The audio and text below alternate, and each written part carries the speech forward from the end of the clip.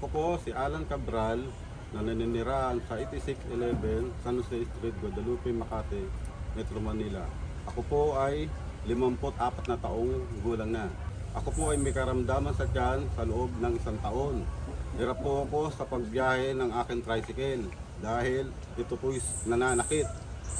Ako po ay naghanap sa online ng gamot na makatutulong sa karamdaman ng aking tiyan. At nakilala ko po itong produktong Truso na ako po ay agad kong in-order.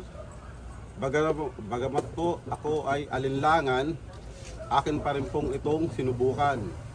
At nung sinubukan ko naman po ito, ay guminhawa po ang aking pakiramdam. Nawala na po yung pananakit ng aking tiyan. Gaano na po kayo katagal po may karamdaman po sa sakit ng tiyan? 1 taon na po. Simula po nung ginamit ko si Truso, kamusta po yung pakiramdam mo?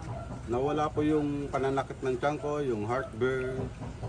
Gaano na po kayo katagal uminom ng Truso na bago po ito tumalab sa inyo? Wala pa pong 1 buwan nung tinry kong inumin. At umukay na po ang tiyan ko.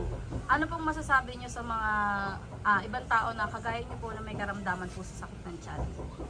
Kaya po itong produktong Truso ay ibinabahagi ko sa aking mga kakilala at kung sino man pong nakakakita nito na in-endorse ko pong subukan nyo at mapapatunayan nyo ang bisa nito at matutulungan po ang kalusugan nyo, lalo na ang mga tiyan nyo. Nakakainom na po ba kayo ng alak po sa ngayon? Okay po, nakakainom na ako. Lahat po naiinom ko dahil sa gamot na ito.